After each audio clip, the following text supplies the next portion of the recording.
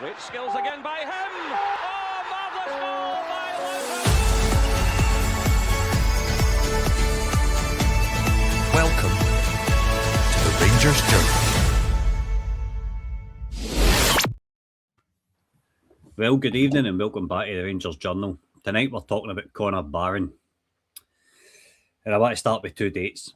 Barron's last appearance for Rangers came on against Aberdeen on the 3rd of January. The last time we kept a clean sheet, the 3rd of February against Hibs, and today is the 3rd of March. Now, I'm not saying that that's the only reason, but since Barron's been out injured, Rangers haven't quite looked the same. The midfield doesn't look as protected. The defence doesn't look as secure. The balance just feels a wee bit off. Defensive midfielders don't get headlines. They don't get highlight reels, but you do notice them when they're missing. Tonight we're asking, have Rangers underestimated just how important Connor Barron actually is? And when he's fit, does he walk straight back into the team? Tonight I'm joined by Dean, Doug and Andrew. Guys, it's good to have you on. Doug, how you doing? Yeah, not too bad, thanks. Yourself? Aye, not bad at all. Andrew, how are you, mate? I'm good, mate. Recovered from the other day. Not bad now. Good on you. Dean, how are you, pal? I'm good, thanks. All the better for seeing you, pal. Right, so, Dean, I'm going to come to you first. Are Rangers missing Connor Barron? Aye. When we did the last week about the team that we want, Aye. Barron was in my team, and I know people had slagged me in the comments, but for making him captain, that's how important I believe that he is to this Rangers side, and that he can be that person. And his game had just came on leaps and bounds this season, turning into the Rangers player I think we all wanted him to, and possessing that fire in the belly in the middle of the park that you need. And also he was chipping in with assists as well, with the corners he was taking and stuff. So it wasn't just that side of his game, he was also providing assists, which is something that I think we've all been questioning over the years about Tav taking everything. Well, Barron's came in and basically showed us that he can do that as well. And one thing I will say is when he was playing in the sort of into the role, he never seemed to slow the game down like others do in the centre of the park. Barron's quite assertive when he gets on the ball. Looks up, he wants to keep the game flowing. And I don't need to look at any stats for that to be the case. You can tell by your eyes that that's the type of player he is. And it's no coincidence that we are conceding goals and he's not on the side. Dean, I think it's fair to say me and you are eye test guys. And when it comes to the stats and the amazing slide that Doug and Andrew have got together and prepared on Connor Barron tonight, I'm going to let them talk through slides and then me and you get an opinion on him. It's as easy as that. It's the nicest, cleanest way to do it. Andrew, I want to come to you first on the whole Connor Barron situation in Rangers just now. Do you think we're missing him? Definitely. I think we all noticed the drop-off around 60 minutes. Chugwani, I think, had a really good first half, and I think he plays a similar role to what Barron does. I actually think Chugwani's a better player than Barron, but we can't rely on him. There needs to be someone that can come on and play that role. No one else can do that. We've all seen time and time again that Raskin is not reliable enough from a more defensive point of view. And yeah, that's what we were missing. Someone to control the game. I think Dino described Barron quite well there. We were lacking that in the second half completely.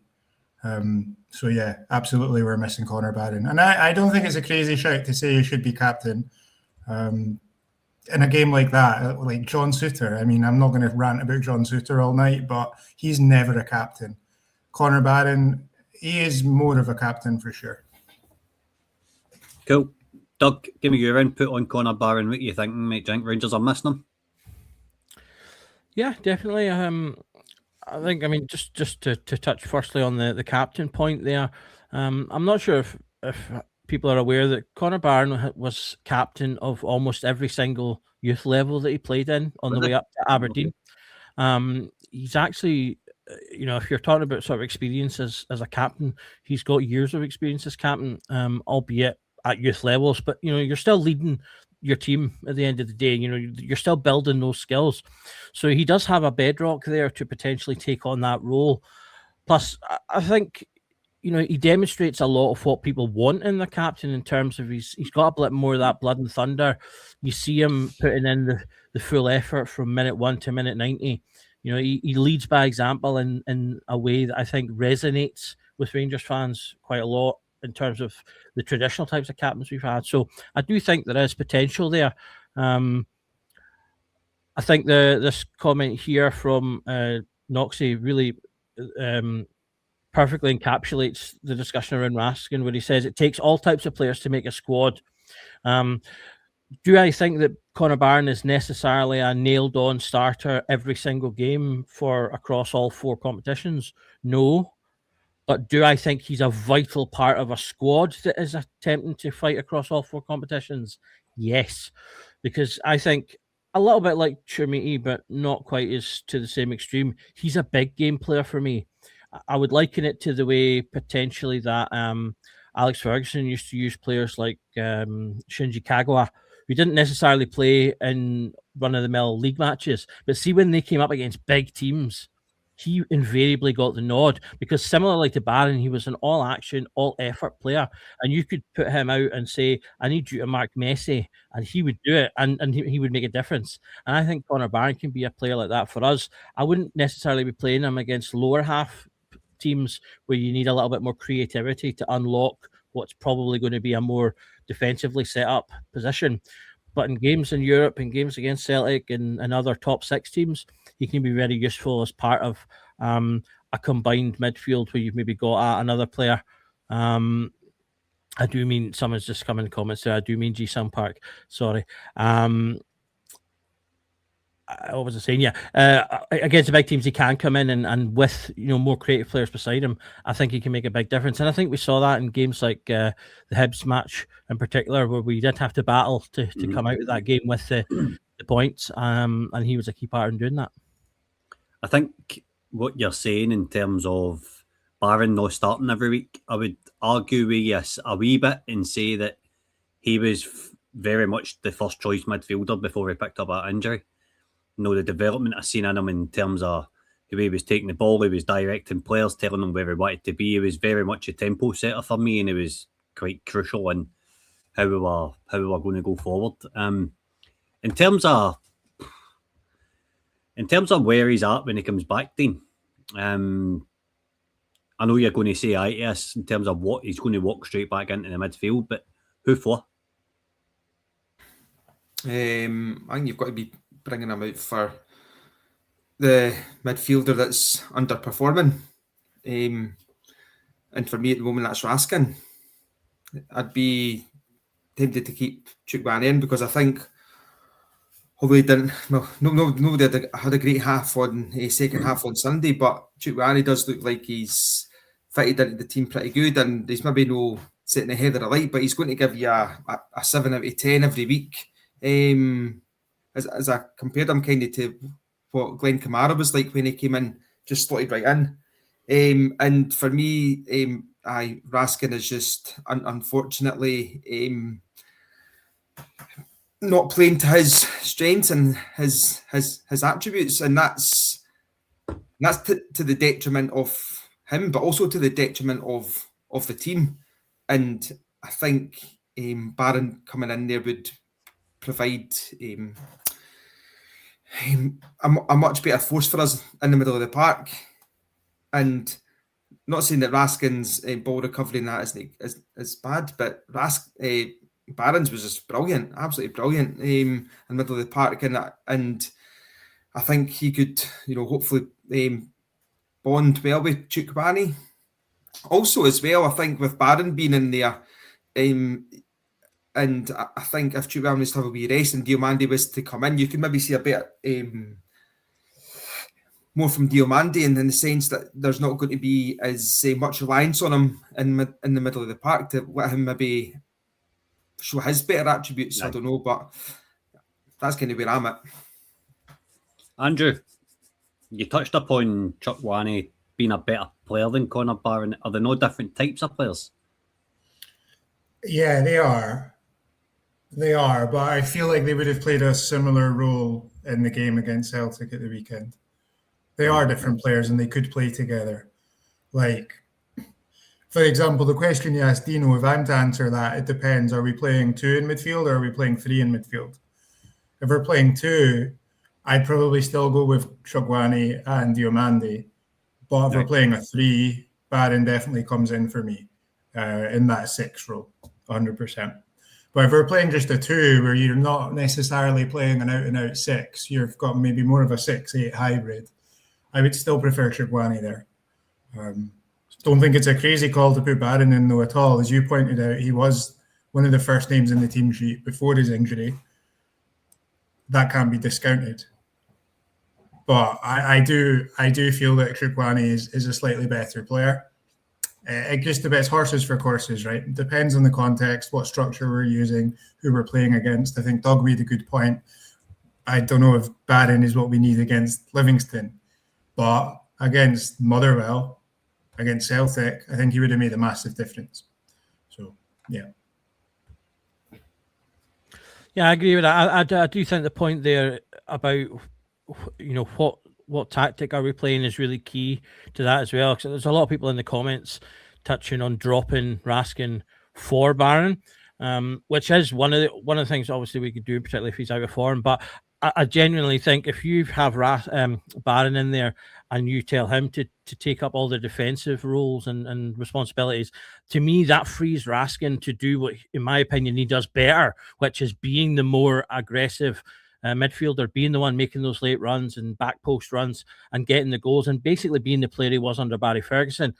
Whereas, and that, I think, entirely will depend on if you're playing the kind of 4-2-2 or you're playing 4-4-2 or 4-3-3 or whatever you're doing. But what might be useful right now, having someone that maybe relies a bit more on, is being able to maybe rest Raskin a little bit because he is out of form. Because you have a thing with players and managers have to figure out which is best. Does a player need to play himself into form, or do you need to give him a wee break, or do you have to figure out? And we've maybe got to a point now where maybe if we could just have someone that we could rely on to come in and give Raskin a little bit of a break, that could maybe be pretty useful as well. I'll bring up the first of our slides that we've got then on Connor Barron. This is just a wee general one to kind of bring us into things, and I'll kind of go around the houses with everyone on this. So it touches on sort of looking at games with and without Connor Barron. So we've played, I've factored with Connor Barron to mean anything that he's played. If he's played in the match for more than 15 minutes, then that counts as having played with him. Otherwise, I've counted it as not. So we've had 26 games with him, 22 games without him. This is in all competitions. 13 wins versus 9 wins without him. 6 draws with, 8 draws without, and lost 7 with and lost 5 without. And then 11 clean sheets with and 7 clean sheets without. Now those are quite broad. I think Andrew made the point in our group chat. Ideally, if I've had a bit more time, would have looked at it by things like goals per minute lost and things without him and with him. But this is just, as I say, just a bit of a broad spectrum. And we've got some of his stats along the bottom in terms of his overall kind of play. And I think you could see the value that he's bringing defensively. He's a good passer of the ball. He does what Raskin does now when he plays a lot, which is dropping in to the defence and picking up the ball and turning and sort of looking to play passes out from there. He's not necessarily got the ability to play like, say, a Stephen Davis. So, for example, you see that the accurate long balls are down in the kind of 40%, which isn't terrible, but obviously can be better. So he's not going to spray the ball out from the back like a Steve Davis would, but he will recycle it well. And usually he's probably going to be looking for your Chugwani or your Raskin or whoever. But I'll put it down to Andrew if there's anything there that sort of stands out for you, or that you think is indicative of what Connor Barron's bringing to the team. Yeah, so I mean, I think that one of the biggest things, or two of the biggest things that we're missing in our midfield at the moment are, well, generally we can condense them into breaking up play and kind of controlling Connor Barron is one of the best midfielders, central midfielders in the league when it comes to things like interceptions, when it comes to defensive duels. We're really missing them here. And you can see 5.99 recoveries per 90 is a good number. I would have expected it was more than 1.21 interceptions per 90. That kind of surprises me slightly, but that's something we're missing too.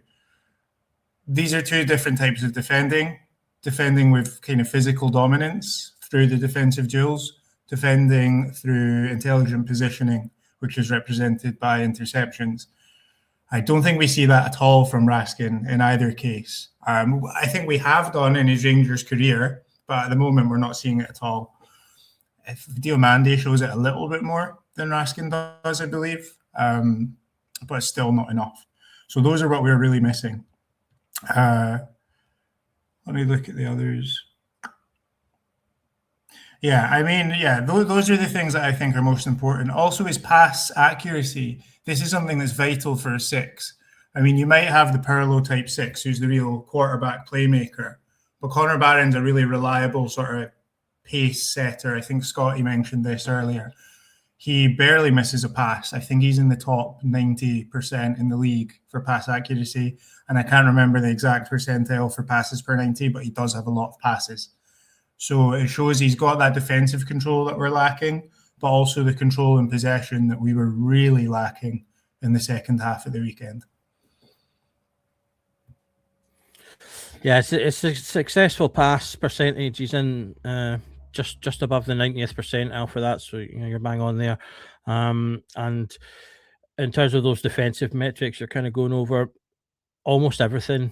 He's 70% or above in his percentiles as well, so he's in the top end for all of them. The only ones he kind of lags in is he doesn't block shots as often, and his clearances are slightly less, but everything else pretty much is up there. So, like I say, it really kind of shows his broad ability. Sorry to cut in, but with shots blocked, you're not going to see the highest numbers at a team like Rangers. Yeah. It's going to be teams like Dundee, teams like Livingston, where the players have the highest numbers for that because they're sitting in a low block. They are inevitably blocking more shots. And I mean, centre mids, it's more centre backs that I'd want to see that from anyway. So I wouldn't see that as a weakness in Barron's game at all. Scott, if I come down to you, obviously you said, I don't know if you maybe want to, along with Dino after, give us how that reflects to you in terms of being like an eye test guy, and what you see on the pitch in comparison to how Andrew's kind of described those numbers. I'll give a wee opinion, and then I'll ask Dean something on it, right? And then we'll just kind of fire back to yourselves. To me, in terms of defensive positioning and stuff, when it comes to interceptions, the way Andrew's explained it is perfect. That does make for good reading. I think Connor Barron he's like a tin of paint, does exactly what it says in the tin. He tackles, he wins the ball, and he progresses it forward. He's touched upon Nico Raskin. Well, he's been touched upon in the comments, so I want to kind of come into him a wee bit here and say that Raskin isn't a 6 for me when it comes to that. He's much more an 8 box-to-box midfielder breaking the lines. I know Dean's going to agree with me and say that, like I said, when he played under Barry last season, that was his best kind of phase of form within the league. I don't think he can set a tempo. I don't think he's got the anticipation of awareness in his positioning to be where he needs to be when the team's under the cosh. And I think that was evident on Sunday. You saw for, is it the second goal where he's marking Tierney, he's touched tight, and then he just kind of loses concentration. Does that happen if Barron's there? Is Barron even there in the first place? We don't know. It's all hypothetical. But Dean, coming to you on it, like, what's your opinion on kind of them numbers and what I touched upon about Raskin? Do you agree? Do you disagree? I don't disagree with anything. But what I will say though is that somebody had commented about Raskin, a couple of them was, and you're right, Barry Ferguson got the best out of Raskin, but for Belgium he's completely different. He does play in that 6 role, but as a lot of people have commented, we don't have Kevin De Bruyne in the team, and that Raskin, his ability, his attributes coincide with De Bruyne perfectly for Belgium, and that's a synonymous opinion throughout world football. So it's not really. I think it's unfair for us to then demand the same for Raskin being in a 6 at Rangers, when, and no disrespect to the central midfielders that we have, but they're not in the same stratosphere as Kevin De Bruyne. So, and we've had Raskin at the club now, what, 3.5 years, roughly, is that right? But 3.5 years. Well, 3 years past January, I think he signed. And he was in and out of the squad and things like that. He was getting played out of position. Mind, he was playing the left side of 3 in the midfield and so on and so forth. And it just so happened that when Ferguson came in, Ferguson's seen playing Raskin slightly further forward. He was scoring goals, he was assisting, he was unplayable towards the end of last season. And I appreciate a lot of the games were dead rubbers, but we've got to look at it from the objective point of view that he was playing his best football for Rangers. And then this whole playing him in the 6 and things like that. I mean, this season's just been an absolute conundrum of a season, because we had Joe Rothwell try to play that 6. Raskin wasn't even getting a look and comes in, and he's now expected to play the role that he's playing at Belgium, and it just isn't working. And in terms of the option of Barron coming in, would Barron be doing better? But Barron does come across to as what I've seen is that he's actually, his defensive positioning is actually a lot better than Raskin's. I've never, that I can recall, ever seen Raskin losing a man in ball watching and when defending a set piece, obviously, and stuff like what we've seen Raskin do. So I think putting Raskin in that position, and putting Barron in that position, as to Raskin, I think you would see more stability, I guess, at the back when defending, even. Yeah, that sounds good there. We're going to push on with a couple of Andrew's slides here. Where my camera's doing funny things, so apologies. I'm sure it'll catch up. There we go. We're going to look at some. Oh, why has that made me that size? That's no good at all. Nobody wants that. Slide. That's what I'm looking for. Andrew's put together a couple of more specific things on Connor Barron. So we've got a couple of slides on his defensive work, then his passing and some second assist work as well, which is something I think it was a big start for a couple of years, and then it seemed to fade away again. But it's one that I like because it kind of opens things up in terms of players who are often responsible for key moves but don't get the plaudits because they're not the goal scorer or the assister. So, do you want to take us through? We've got here defensive duels 1 percentage alongside defensive duels per 90 in this graph. Do you want to take us through this one, Andrew? Yeah, absolutely. So this is your bread and butter defensively for a centre midfielder or a centre back or any player in terms of defence. I mentioned before that duels show a more physical style of defending. So Connor Barron is having well above the average in the league in terms of how many defensive duels he's getting in. And he's also having far more success than average for players in his position in the league. And that's why we see him in the top right quadrant here. You see the lines through the middle of the graph, they show the average for each metric. So he's well ahead of the median on both of these metrics. Now we see Raskin below in the bottom right metric, quadrant, which shows that he is engaging quite often in duels. He is trying to get the ball. He's not nearly as successful as Barron is, though, unfortunately. And I think that matches what we all see, right? I think you don't need to really see the data to know that that's true. I'm quite surprised that Diomande wins so many of his duels, actually. He actually wins more percentage-wise than Barron does, but he doesn't get into so many defensive duels. So this shows from a physical aspect, Connor Barron is that combative midfielder that we all think he is. We've got the proof in the data here. Absolutely. And then we'll bring up The second here, so we've got our defensive duels per 90 against interceptions there. Yeah, so I touched on this before. This is comparing these two metrics. It doesn't necessarily mean a player is a bad defensive player if they happen to be really skewed to one side. But actually what we see, well, all three of our midfielders that we've highlighted here are actually very good in this. They're above average for duels, the more physical, combative side of defending, but also that positional intelligence. They're above average for that too. Now, Barron, again, stands out as they're all kind of the same level for that positional intelligence, which probably isn't quite what we thought.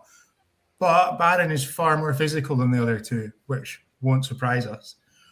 So this, again, is just further evidence that he is that, I don't know the right metaphor to use, but like he is what's missing in terms of keeping our defense, our midfield together in a defensive sense. He is what's missing, and this is the proof of that. Positionally intelligent and physically dominant. Everything we were missing in the second half against that mob at the weekend. Everything we were missing against Motherwell at Fir Park. Everything we were missing against Hibs at that midden. So I hate Hibs. I love it when people use technical terms. I would have said something worse, to be honest, but I restrained myself. Okay, we'll bring you in here on the passing on here. So this is passes into the final third per 90 against accurate passes into the final third percentage. So do you want to take us through this one?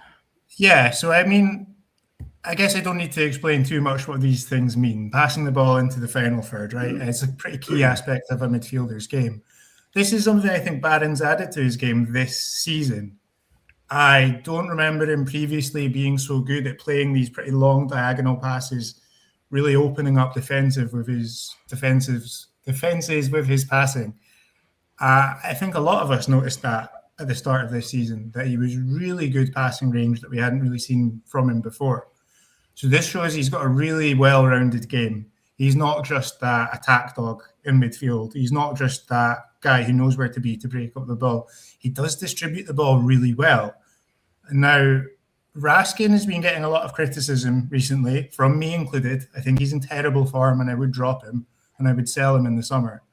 But I've seen a lot of people saying Raskin's passing's terrible. No, it isn't. He's one of the best passers in the league, and we see that here. He's in the far right for the number of passes to the final third he's making, but he's also got one of the most accurate, the highest accuracy in this area.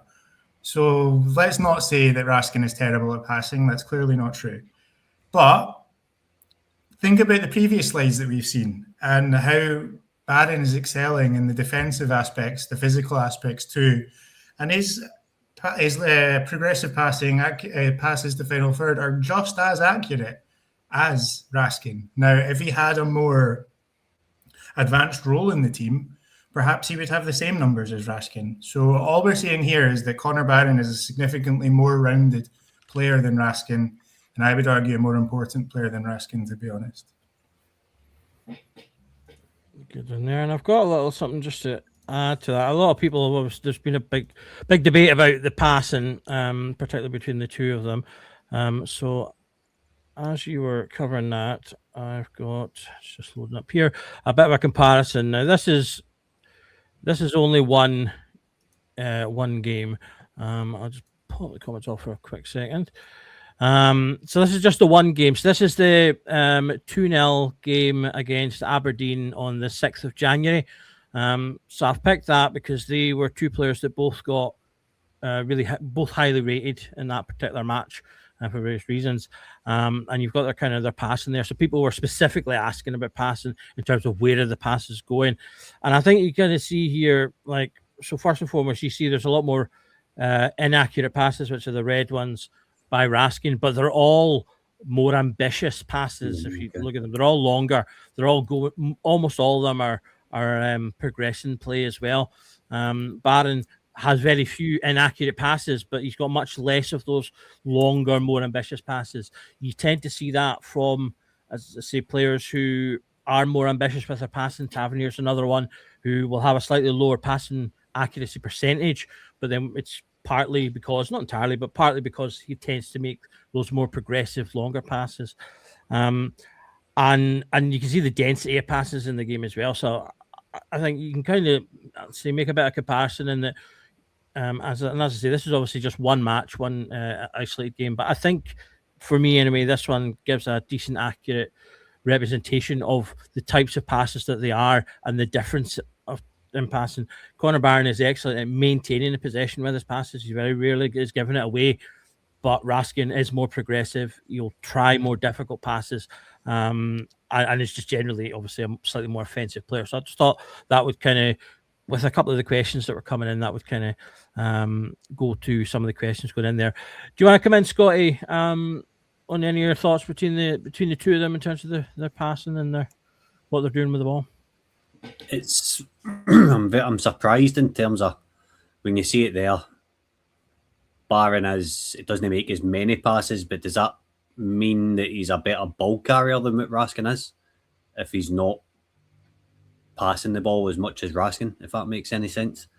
I'll let one of you answer me on that because I'm a bit of a dunce when it comes to this stuff. When you compare their dribbling in that same game, it's much as such in terms of their successful and unsuccessful dribbles. Although that, depending on your platform, that metric is slightly different to progressive carries as well. So I would guess though that Raskin would probably be better overall, just because of the type of player he is. Again, his type of movement. But that is me just sort of guess. I don't know if Andrew, you want to come in on that at all? I did look at their progressive runs on Y-Scout. I think they're quite similar, actually. Right, okay.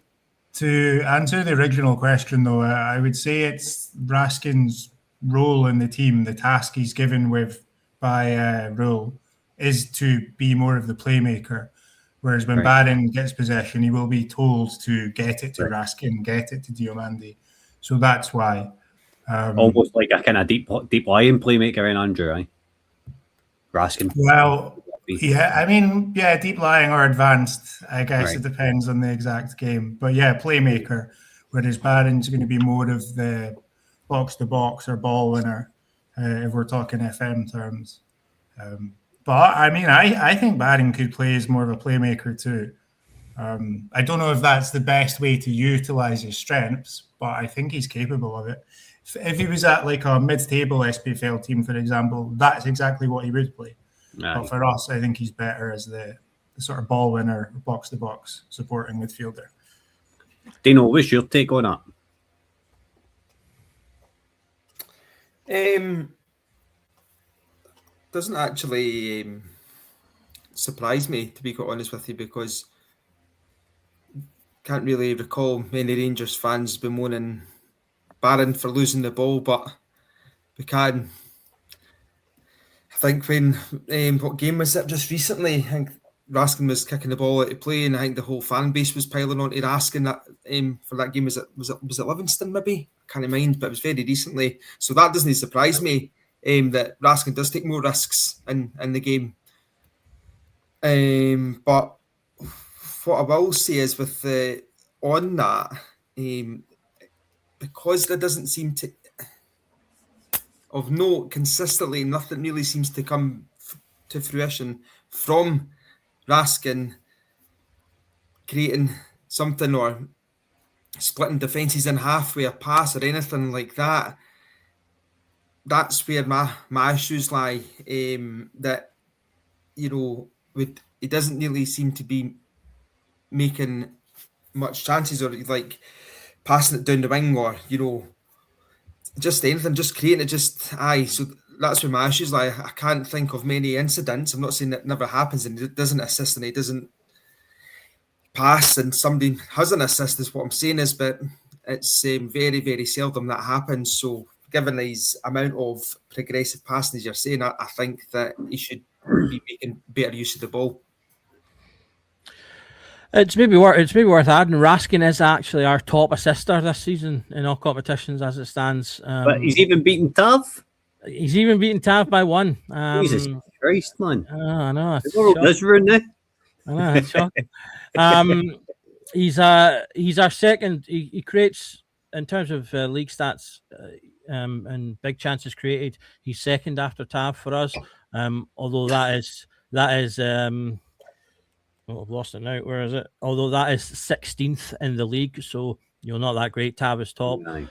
So there's a bit of a gap in terms of big chances created there.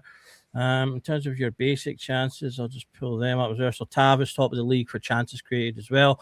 And our next player on that list, as I'm having to scroll way down, is also Nicholas Raskin, but he's way down at 19th in total of the league. So, I mean, in terms of our squad, he's like second best in terms of those just basic chance creation stats.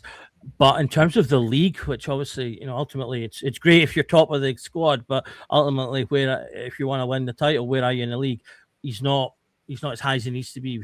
If we're looking at him to be that creative player, like Dino said, we need to be getting more out of him, because at the end of the day, that's the same story it's been for too many years. You've got Tavernier up there doing all the work, and nobody. Let me correct that. Last year we had a difference to that story because we had Václav Černý, who was up there one and two with Tavernier, creating chances and getting assists and things as well.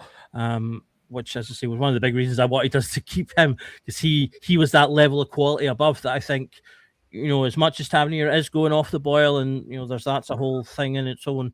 That's the level of quality we need. 2022 levels, and we need more players like that, which is what we got with Černý, and which for a period of time, a very short period of time, we got from Raskin as well.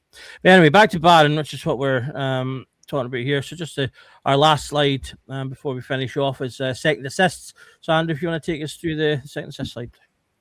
Yeah, so if you don't know what second assist means, basically you are assisting the assister. So this shows that Conor Barron is incredible for the team in terms of creating goal-scoring opportunities. He might not be the one who gets the assist, but he is progressing the ball into a dangerous area where someone else can create the assist. Now, the other metric on show here is expected assists. So this represents the quality of chances that he's generated for the team that another player may not have taken advantage of. Think back to when we had Dessers. Now, I love Dessers, but imagine how many assists players like Černý or Raskin or Barron could have had by playing the ball to him and he's missed the sitter. So XA is a good metric for showing the quality of the chances that you're creating. Barron's head and shoulders above everyone else here. Not the whole league, but our other players. Well above Raskin, well above Diomande in both metrics, which did surprise me, actually. Not so much the second assists, because I imagine that is maybe Barron has passed the ball to Raskin, who's played in Shermiti or whatever, or he's played the ball out to Mikey Moore, who's then played in whoever. So that doesn't surprise me, but his XA being so high did surprise me, and it's a really key metric, I would say. Kind of backs up what I was saying before, that if he were to play the playmaking role, he could do it. I still don't think it's his main strength, and I wouldn't use him that way, but he could be used that way. Yeah, but he's doing better than Raskin in that sense, which is surprising, but it's only good. Well, what would be interesting would be to have that graph with the assists, because is Raskin lower because he's getting the assist? Is it Barron passing to Raskin? Yeah, in terms of second assists, I think you're right. Yeah. Because I think, to me, that's to say, I agree with you that, I think, that's the position for Barron, is that sort of deeper position where he's giving it to the Raskin, to the wingers, to the 10, whatever combination you're playing, who then is the slightly more technical player, player with a slightly better vision, who will then find the pass to get the goal, and then that's your kind of flow of sort of flow of play, if you like. You got any thoughts on that, Scotty? Do you think we should be focusing on Barron as that more defensive player, or could Barron be our McTominay if we put him more further ahead? He starts scoring bicycle kicks and and all sorts of crazy stuff. Nah, keep him as a 6 for me. Keep him as a 6, especially within the SPFL. He's really badly needed in that position in the league because he brings a balance to the team. Pedro Caixinha once says when he signed Ryan Jack on a pre-contract that he was going to bring a balance to his side, and that's exactly what Ryan Jack done. Steven Gerrard came in and then made Ryan Jack a good player. I'm sorry to quote Pedro Caixinha, but he did get one thing right. And he bought us a Steven Mexican tea. I think he got that right as well because Pina was a laugh. Dean, on to you in terms of Barron. Like, obviously, he's been back training last week. How quickly are you rushing him back? How is this pod convinced you that he's very important to the team? To be quite honest with you, I didn't need the pod to convince me of that, but it's just reaffirmed my thoughts and my opinion on it. I think before Raskin came, his injury record at Aberdeen, you could have said that he was an injury-prone player. And this seems to be, I think, if I recall correctly, it's his first lengthy injury that he's had since he's came to us. So you do want to be wrapping him in cotton wool. But then on the opposite side of that, we've got 9 games to go. The gaffer still thinks that there's a chance of us winning. You've got to think that that's the narrative that's getting drummed into the players every day, that they can still win this. So you want to be having your best possible 11 to accomplish that at the end of the season. So I do think that we will be bringing him back in, and I just hope that we can manage his minutes and he makes an impact. But what I will say is, in terms of the comparison there with I think Ryan Jack and what Gerrard did, Gerrard just seemed to unravel like different layers to Ryan Jack, like an onion, if you know what I mean, when he came in, and it kind of looked like Rule was getting that out of Barron as well.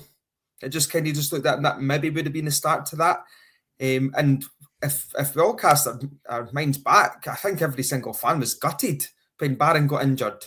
I certainly was, and I think him and Sterling were both playing really well, and both got injuries, and every fan being gutted about them. So we can't then turn around and say, "Oh, Barron's this, Barron's that." Like, we all wanted Barron in the team. He was one of the first names in the team sheet before he got injured. So I do think he will have an important part to play in the outcome of the season. And as I said in the pod the other day, sorry to sound like a defeatist, but if we can just concentrate on the Scottish Cup to at least get Europa League football, and I do think that Barron can be a main man in helping us get there.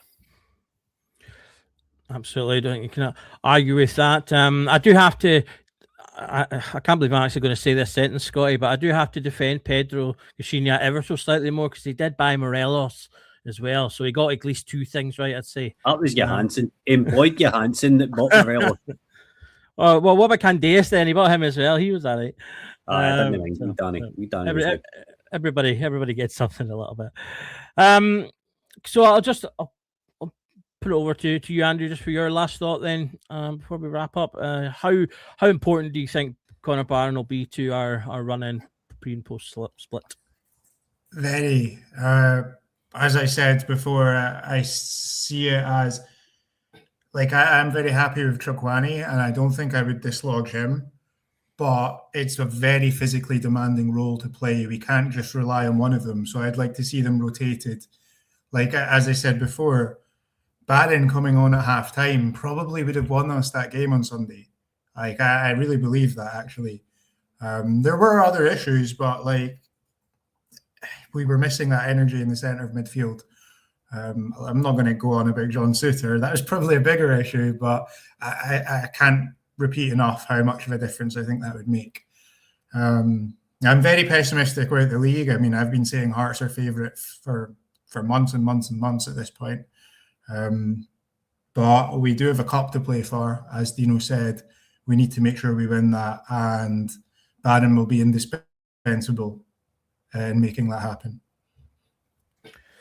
Absolutely. And Scotty, any final words from yourself? Do you think, but just particularly thinking about the cup there, those are games that I think Barron could be particularly key on because they're one-offs, and you can't make mistakes. And if we can win at the weekend, we have to be favourites, I think, to potentially win, given the teams that are left.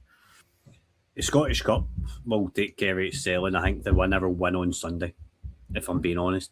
Can we beat Celtic? We need to play a wee bit longer than 45 minutes if we're going to. Both teams are just as bad as each other just now, if you ask me. Both teams are absolutely horrific. It's the worst Old Firm team. It's the worst set of Old Firm teams I've seen in God knows how long. Probably in my lifetime. It's absolutely appalling how bad these two teams are. In terms of just touching quickly, back going to kind of where Rangers are at just now. I think Rangers, there is still twists and turns that could see us enter back into a title race. Hearts have still got to play Motherwell twice. Celtic have still got to play Motherwell twice. Motherwell are going to be quite important if we're going to do anything within this league. And I don't think that I was texting into a chat on Sunday saying league's done, blah, blah, blah. And right now it is. But the way Scottish football's been this season, it could be right back on again after this, after the next couple of weeks, after the next couple of fixtures. Not always lost, but we need to get back to playing how we were when Roll first came in, which is not good in the eye, defensively solid, and Connor Barnes a massive, massive part of that for me, Doug. So he needs to be rushed back, he needs to play, and to me, basically what I'm saying is, if we're going to win this league, we need Connor Barnes in the team because he's that important to me, and this pause just reaffirmed it. Absolutely, a big player for the big games, and absolutely agree with Scotty there. There will be twists and turns in this title race. The only thing that saddens me is I don't think Hearts will be the team to lose any points. So it's their league to lose. But yes, we shall. One is had to be a happy cup every night, mate. One is had to be a happy cup. I'll take a hat. Happy days. So this just leaves me to thanks everyone for tuning in this evening. Thanks to Andrew for his work putting together those slides and going through them with us. To Dino and to Scotty for their points of view, as always, as the eye men, or the eye test men, I should say. And also thank you to our sponsors, Bluebell's Bar at Puerto del Carmen in Lanzarote. If you're out in that neck of the woods, do give them a shout. Tell them Rangers Journal sent you, and you'll have a great time watching the football there, as they have not only all the football, but all the Rangers games, which are the most important ones. So you don't need to miss out while you're on your way about the place. Thanks to everyone who's been commenting. Loads of great comments, as always, and you guys always help to make these pods more interesting with your questions and point of view. We'll be back again tomorrow with our Q&A session.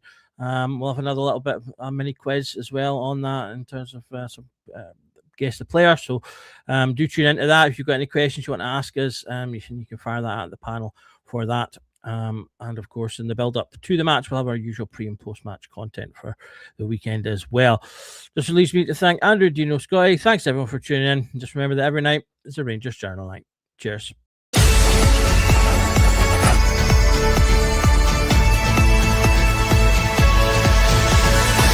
Every night is the Rangers Journal night.